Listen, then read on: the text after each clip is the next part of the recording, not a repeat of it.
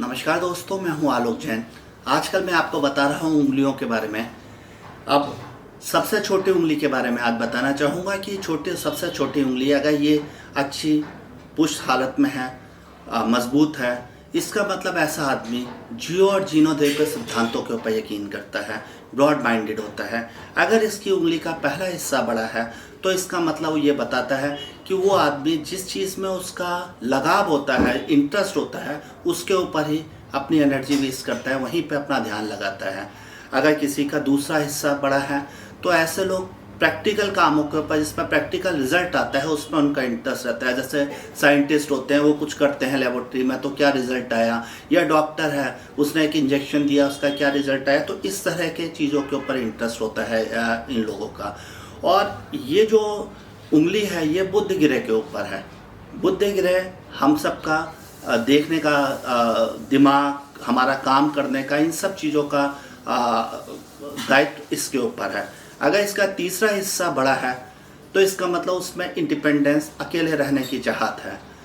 ये वाली उंगली, हमारी छोटी उंगली, अगर बीच वाली, इस वाली उंगली से जो उसके साथ की है, सूर्य वाली जो उंगली है, इस उंगली के साथ में यानी कि अनामिका के साथ में अगर जुड़ी हुई होता है तो इसका मतलब ऐसे लोगों को अपने घर से, अपने पेरेंट्स से बहुत अटैचमेंट होता है, लेकिन उनका अपने स्पाउस मतलब अगर लेडी है तो अपने पति के साथ में, और अगर जेंट्स है तो अपनी वाइफ के साथ में उनके आर्ग्यूमेंट्स होते रहते हैं। और जनरली वो आर्ग्यूमेंट्स में जीत नहीं पाते हैं, लेकिन उनका अटैचमेंट जो है वो फैमिली की साइड ही रहता है।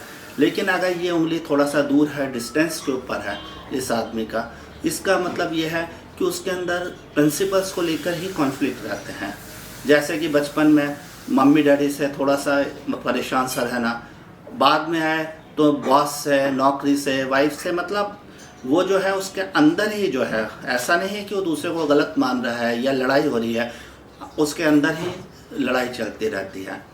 ये उंगली जो है, अगर आपका ये नीचे का हिस्सा बड़ा है और बीच का ये जो जॉइंट है, इसके अंदर जो दूसरे नंबर का जॉइंट है, ये थोड़ा फूला हुआ है, तो बस ज़्यादा बड़ा है, तो इसका मतलब वो आदमी सेंसिटिव और कामुक होता है।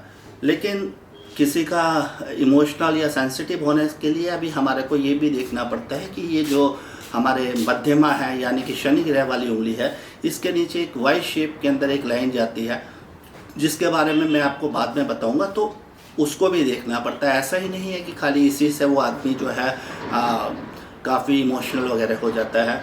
या फिर जहाँ तक सेक्स की बात है तो उसके लिए फिर देखना पड़ता है कि उसके हृदय की और हार्ट की रेखाएं कैसी हैं और उसकी पाम के बीच में गैप कैसा है, तो उसी हिसाब से कंक्लूज़न होता है। खाली एक चीज़ के ऊपर कभी कंक्लूज़न नहीं ले सकते हैं। लेकिन मैं आपको एक बुध ग्रह के बारे में थोड़ा सा और बताना चाहूँगा। ये अगर मैं आपको बाद में हस्त रेखाओं के बाद में मैं जन्म कुंडली पर भी आऊँगा, तो अभी लेकिन मैं बीच में इसके बारे में थोड़ा सा बताना चाहता हूँ कि बुध ग्रह हमेशा किसी की भी जन्म पत्री में देख लें, वो सूर्य के साथ होता है, उसके आसपास वाले ग्रह में होता है, या कई बार उसी घर में होता है जहाँ पर सूर्य होता है। वैसे जिस घर में सूर्य है वहाँ किसी और ग्रह के होने से उसके अस्त होने के चांसेस रहते हैं। 15 डिग्री तक का सूर्य के साथ में अगर कोई भी ग्रह रहता है तो वो अस्त या अर्धस्त रहता है, तो वो अपना पूरा फंक्शन नहीं कर पाता है। 1000 में से किसी एक केस के अंदर बुध ग्रह और सूर्य अलग अलग होंगे जन्म पत्री के अंदर, उस आदमी के दिमाग में कहीं ना कहीं प्रॉब्लम रहती है। तो ये जो आप ये कह सकते हैं कि जिस तरह से सूर्य को अगर हम ये माने कि आदमी का फेस है, तो आप ये मान लीजिए कि बुध ग्रह जो है उसका दिमाग है। इसलिए कई विद्वान अगर बुध के लिए कोई मंत्र या कोई अंगूठी या कुछ पहनना है तो वो एडवाइस करते हैं कि वो सूर्य वाली उंगली के ऊपर, रिंग वाले फिंगर के अंदर पहने, बजाय कि यहाँ पहनने के। ऐसे कई विद्वान हैं, सब लोगों का अपना अलग अलग मत होता है। तो आज मैं आपको बस यही बताना चाह रहा था, और अब तक मैंने आपको चारों उंगलियों के बारे में बता दिया। उसके बारे में अगर आप एक कंक्लूज़न की ओर बात करें, अगर आपने ध्यान दिया हो, तो उसमें कंक्लूज़न इसका मेनली यही निकल रहा है कि जो ऊपर का जो पार्ट है, जो चीज़ है, वो आपके सेंटिमेंट्स, आपका इंटरेस्ट वगैरह उस चीज़ को दिखाते हैं। जो बीच का जो हिस्सा है वो ये बताता है कि आप क्या कर सकते हैं, क्या करते हैं, क्या नहीं है। और जो तीसरा लास्ट का है, ये आपके इंटरेस्ट वगैरह को, आपके फिजिक को, आपका इंडिपेंडेंस को, उसको दर्शाता है। और हाँ, सबसे इम्पोर्टेंट, एक बहुत इम्पोर्टेंट चीज़ है, ये जो छोटी उंगली है, अगर इसका दूसरा और तीसरा भाग जो है घूमकर सूर्य की ओर, ये जो है आपकी जो दूसरी वाली अनामिका है, इसकी तरफ मुड़ रहे हों, तो ऐसे लोगों के ऊपर विश्वास नहीं करना चाहिए। उन लोगों का रॉयल्टी के ऊपर कभी विश्वास नहीं किया जा सकता। उनको कोई लाइन नहीं है कि यहाँ पर रॉयल्टी है और यहाँ पर नहीं है, मतलब बिल्कुल विश्वास के काबिल नहीं है।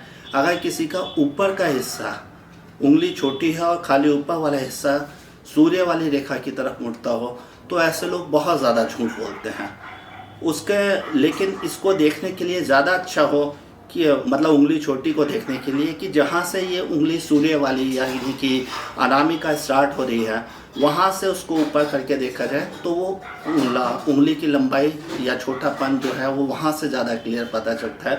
लेकिन फिर भी इस उंगली का चाहे नीचे के दो हिस्से हो या खाली ऊपर का हिस्सा हो, वो सूर्य की उंगली की तरफ मुड़ना कोई अच्छा इंडिकेशन नहीं है। और ये सारे हाथ अगर पूरा का पूरा एक ही शेप में है, बिना गैप वगैरह के है, तो ये दर्शाता है कि वो आदमी बिल्कुल सेल्फ डिसिप्लिन आदमी है। ये इस चीज़ को बताता है। और इनके बीच में जो गैप है क्या है, वो सब मैं आपको धीरे धीरे आगे के एपिसोड्स में बताऊंगा।